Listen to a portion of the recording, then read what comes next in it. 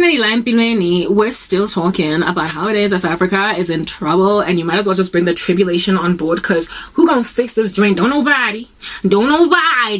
Obviously don't nobody care. Because look at how you be making Kara believe. The most unequal society in the world be Africa. Only place in the world where you be finding a whole bunch of opulence just next after, like literally over the highway.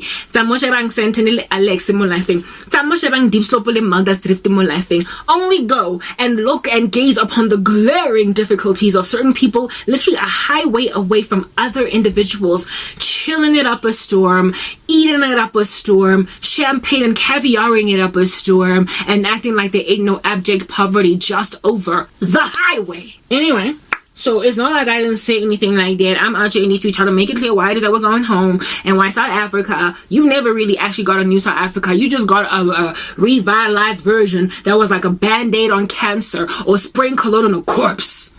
Anyway, so since that's like the whole general status quo, I'm still out here dissing that random lackluster comment on Facebook, and I'm like, yeah, Zen, how dare you come to an environment that's generally kind to me? Flying kick na he, go flying kiki, le apakate, ebe getisa samurai sword, and just chop your head off. That's what's good. That is literally what's good. So this is the process of chopping that head off.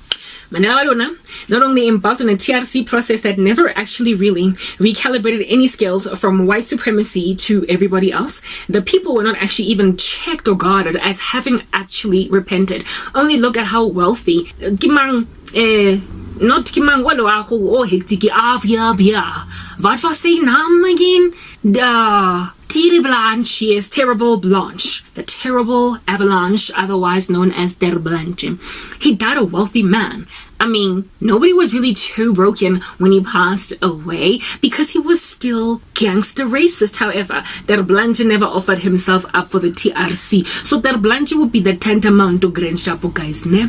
Tantamount, let's just put that out there. He would be the tantamount of like a person that hears the gospel and is like, it's okay, it's fine, no, I'll take hell, I'll take my chances. Alright, so that Blanche Grand Chap is stellar in comparison to everybody else, because if at all you claim to have embraced the gospel but you actually don't really have the light in you, your judgment is great, it is extreme, it is exorbitant, it is exquisite. Do you understand? So those actually that are that ought to be brought to book and handled in this nation are those who actually partook in the mercy amnestic process of reconciling the land together. People who were like, I'll come and I'll confess so you can forgive me for terrible crimes against humanity.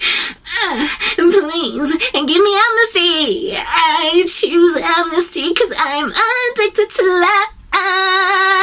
These guys, they're the ones that today are wealthy, healthy, and wise in the country.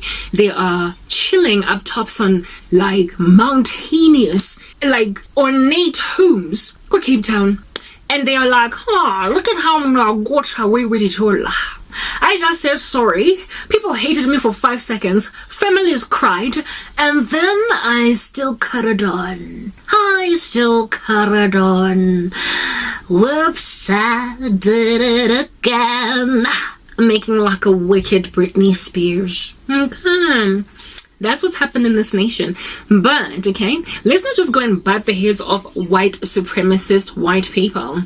Let's go on right ahead and butt the heads of, like, entirely harlotrous and exorbitantly and painfully hypocritical supporters of the very people that everybody slapped on the wrist, who are now today running the country. The black people who not only let criminals go without any real true retribution, reconciliation, or any real true rehabilitation, but the ones who helped them not only continue in that state in all of their oomph, but to this day they are still getting funded by the very people that they let go. Not only that, they are stealing like no man's business from the land at large, such that it cannot actually grow.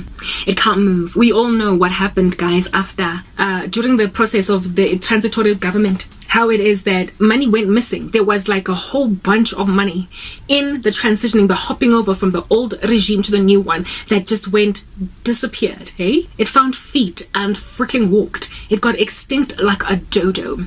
And nobody knows to this day where that money's at. And we're not speaking hundreds of thousands of rands. We are speaking hundreds of millions of rands that just went missing. And this was money that it is suspected in the inquiry processes that went absolutely nowhere in trying to figure this out.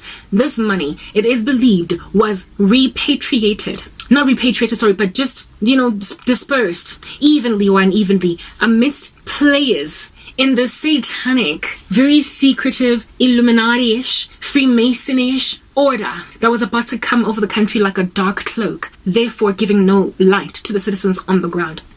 So you can understand how well chosen your Mandela was, okay, for running the country. That whole initiation process into making him the country's first black president, he had to have agreed to certain things because those white supremacists that were pretty much handing over the baton had to, in order for them to, I guess, lay down their tools, agree to bring someone on board that's going to help them still live cushy, comfortable lives without actually really saying too many sorries or recalibrating too many scales or losing too much of themselves in order for this to happen. And so the TRC was born. Do you understand? It had to be a person that, look, I am not saying that they were supposed to just all be incarcerated, all be put on death row, all be have all their homes and properties taken away from them, but there had to be a process that was actually truly just embarked on to put people to book, to bring people to book.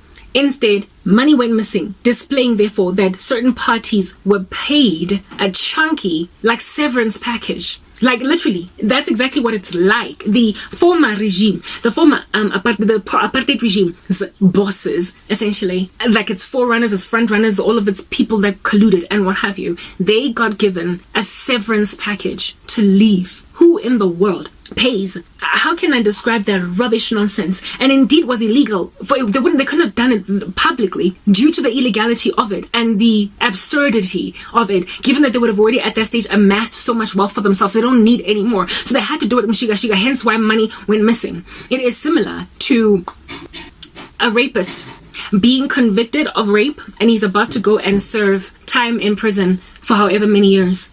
And then the rapist gives one condition: to agree to go to prison as if though you have a choice. And he's like, I just want to have sex one more time with the woman that I raped. Then I will go to prison freely and I'll never rape again. Oh, really? Oh, really? Like, a woman is here, like, having had her dignity absolutely decimated, and you, in order to give her comfort that you are never going to be roaming these streets again in her lifetime, say to her that I will go to prison on one condition: that you let me ravage your body one last time. Then I'll go, and then you'll never meet my man parts in you ever again in a forceful capacity. That is literally what happened in the transitioning over by the apartheid regime into the alleged new South Africa. The rapist got to have sex again with the same woman he raped. They literally raped the country in entering into a new democracy. There is no justice in that. So what does the prisoner do when he's in prison now serving time? He is exactly like a narco prisoner in Colombia.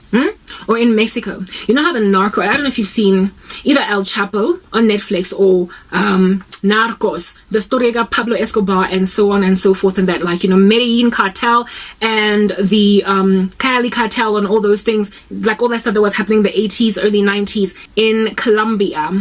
There are these scenes after Pablo Escobar has been arrested, alleged arrest, okay, where he's chilling at La Catedral, alright, La Catedral, there in the mountains of Colombia, a prison he built, and he's apparently serving time. So that's exactly what these prisoners after apartheid were like. They were like Pablo Escobar, eh? Go La Catedral. To this day, they're still living in La Catedral. And if anybody at all tries to arrest Pablo for murdering two of his friends at La Catedral, he's just going to go in a tunnel and flee into the sunset, and nobody's going to be able to catch him again, and he will continue to terrorize the lands. Let's move on to the next part, okay?